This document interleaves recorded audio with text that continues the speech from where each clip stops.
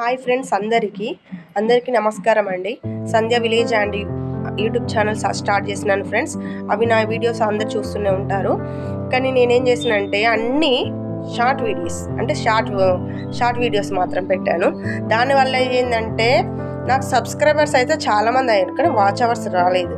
అది ఎన్ని పెట్టుకున్నా వాచ్ అవర్స్ అయితే రావు ఫ్రెండ్స్. ఎందువల్ల అంటే మనము వేరేటోళ్ళ కంటెంట్ యూజ్ చేసినందుకు వాళ్ళకి పోతుంది, అంటే మనకు సబ్స్క్రైబర్స్ వస్తారు.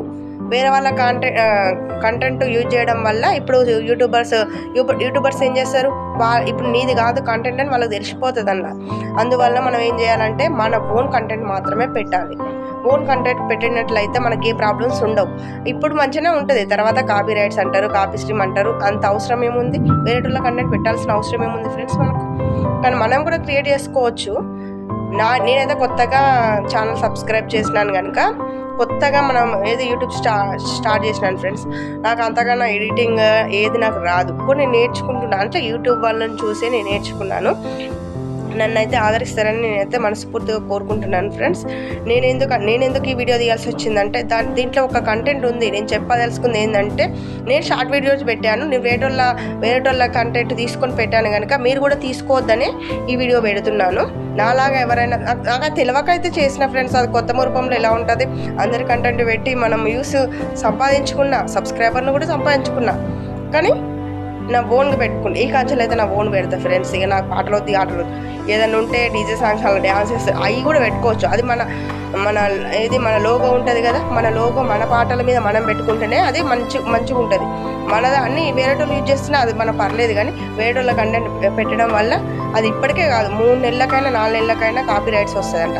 అది ఎందుకు ఫ్రెండ్స్, మనం చేసి వాళ్ళకి పెట్టుడు ఎందుకు, అంత కష్టం ఎందుకు. కానీ షార్ట్ వీడియో కంటే ఫుల్ వీడియో తీసుకోవాలి. దాంట్లో ఏంటంటే వాచ్ అవర్స్ పెరుగుతాయి. 4000 వాచ్ అవర్స్ అంటే మామూలు ఫ్రెండ్స్.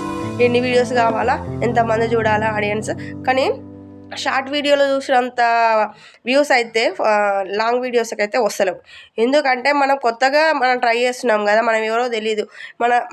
మన కంటెంట్లో దమ్ము అంటే మంచి ఇన్ఫర్మేషన్ ఉందనుకో ఆటోమేటిక్గా క్లిక్ అవుతుంది. మన థంబ్నెయిల్స్ కూడా మంచిగా పెట్టాలి, మళ్ళీ హ్యాష్ట్యాగ్స్ ఇచ్చుకోవాలి. కొన్ని ఉంటాయి ఫ్రెండ్స్, నాకు కూడా తెలీదు, నేను కూడా నేర్చుకుంటున్నా.